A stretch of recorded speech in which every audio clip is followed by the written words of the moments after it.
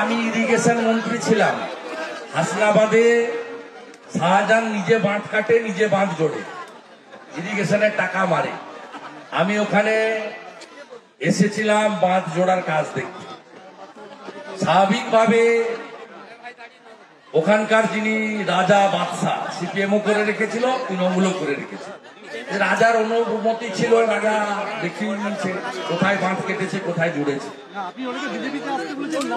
না না না, বিজেপি এসব লোককে নেবে না, আপনি নিশ্চিন্ত থাকুন, বিজেপি এসব লোককে নেবে না, বিজেপি কখনোই নেবে না। বিজেপি কাজী মাসুম আক্তারদের নেবে, বিজেপি কাজী মাসুর আক্তার। আর আমাদের অভাবও তো নেই। আজকে তো দেখলেন, আমি তো আপনার সামনে দাঁড় করিয়ে দিলাম, আমরা তো জোর করে আনিনি, টিফিন প্যাকেট দিইনি। 250-র বেশি রাষ্ট্রবাদী মুসলিম তারা আজকের এই সভাতে যোগদান করেছে। আমরা এই ধরনের যারা ভারতবর্ষকে ভালোবাসেন, বন্দে মাতরম বলতে, জাতীয় সঙ্গীত গাইতে যাদের কোনো সমস্যা নেই, তাদের ভারতীয় জনতা পার্টিতে সবসময় স্বাগত।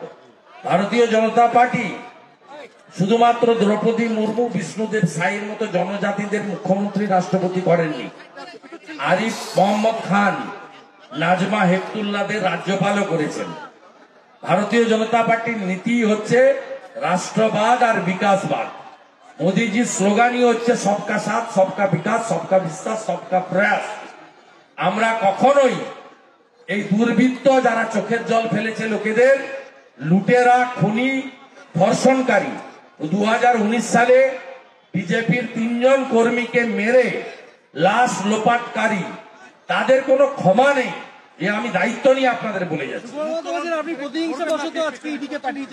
ওদের যন্ত্রণা হবে।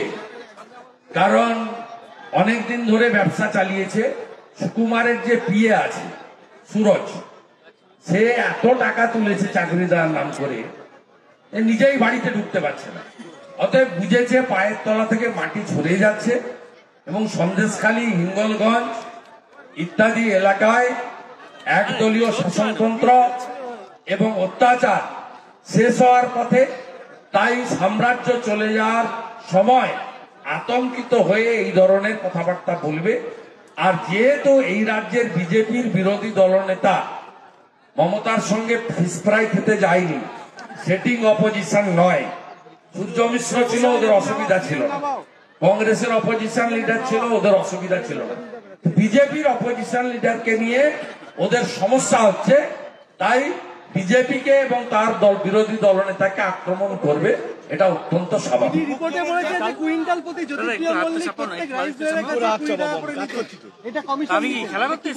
তো বললাম 10,000 কোটি টাকা স্ক্যাম, দুবাই পর্যন্ত টাকা গেছে, আন্তর্জাতিক যোগ রয়েছে। It's a faith case for FEMA. আজকে জয়নগরে বলেছেন রাম মন্দির আসলে ভোটের গিমিক। মুখ্যমন্ত্রী জয়নগরে বলেছেন রাম মন্দির, এই সনাতনী এবং হিন্দুদেরকে আক্রমণ করলেন, মানে অপমান করলেন, সাথে সাথে সুপ্রিম কোর্টকে অপমান করলেন। সুপ্রিম কোর্ট সব পক্ষের কথা শুনে রাম মন্দিরকে তার জায়গায় যেমন অ্যালাউ করেছেন, তেমনি ইসলাম ধর্ম যারা মানেন তাদের জন্য আলাদা করে সরকারের 25 একর জায়গা অ্যালট করেছেন, 10 একর জায়গা অ্যালট করেছে সরকার, উত্তরপ্রদেশ সরকার। 25 কিলোমিটার দূরে সেখানেও একটি মসজিদ, সমস্ত সুবিধাযুক্ত মসজিদ তৈরি হচ্ছে। এই কথার মধ্য দিয়ে মুখ্যমন্ত্রী যে তোষণের রাজনীতি করেন এবং মুসলিমদেরকে উস্কে ভোটের রাজনীতি করেন, এটা প্রমাণ হচ্ছে।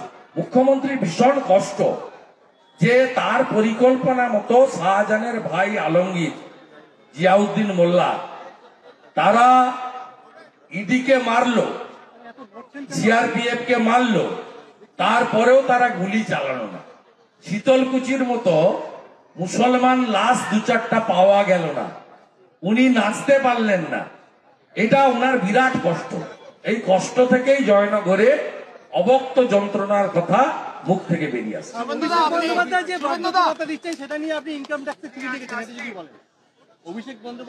এটা তো ডাইরেক্ট ঘুষ। কাকলি ঘোষ দস্তিদার বারাসাতে, নুসরত জাহান বসিরহাটে এই এলাকার বয়স্ক মানুষদের বার্ধক্য ভাতা দিতে পারছেন না। দুয়ারে সরকারে 5 বার ক্যাম্প হয়েছে 21-এর পরে, চটি ছিঁড়ে গেছে বয়স্কদের, 12,65,000 দরখাস্ত পড়ে আছে। আমরা বলছি যে রাজ্য সরকার সকলকে বার্ধক্য ভাতা দিক, শুধুমাত্র ভাইপোর কয়লা বালি মদের কমিশনের টাকায় ভোটারদের ঘুষ দিয়ে ভোট বৈতরণী পাওয়ার জন্য যে কাজটা করেছেন, ভারতবর্ষের আইনে ইটস এ পানিশেবল অফেন্স।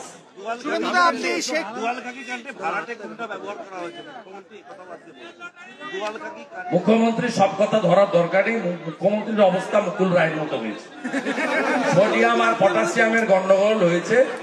আমি বলবো বিশ্রামে যান এবং ভালো ডাক্তার দেখান। অভিজিৎ গঙ্গোপাধ্যায়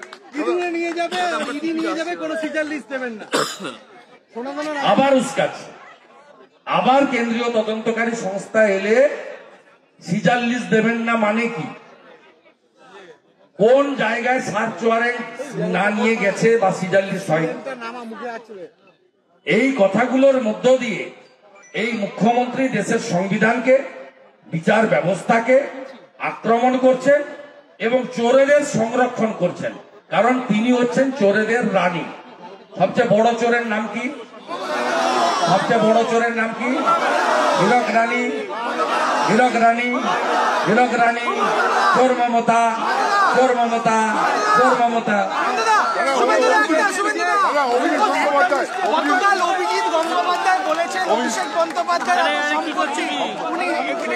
ওই প্রকাশ রাহার বেটা গাল টিপলে দুধ বেড়ায়, অভিজিৎ গাঙ্গুলির জুতোতে জল দেওয়ার যোগ্যতা নেই, সে সুপ্রিম কোর্টে লিখছে প্রকাশ রাহা ডানকুনির বেটা।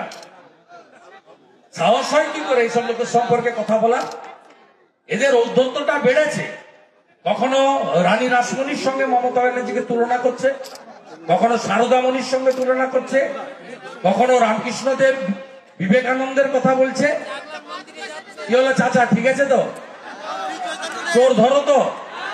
হ্যাঁ, আপনারাই ভোট দিয়ে জিতিয়েছেন ওকে, এবারে একটু পাল্টে দেন, একটু পাল্টে দেন, বাকিটা আমরা বুঝে নেব।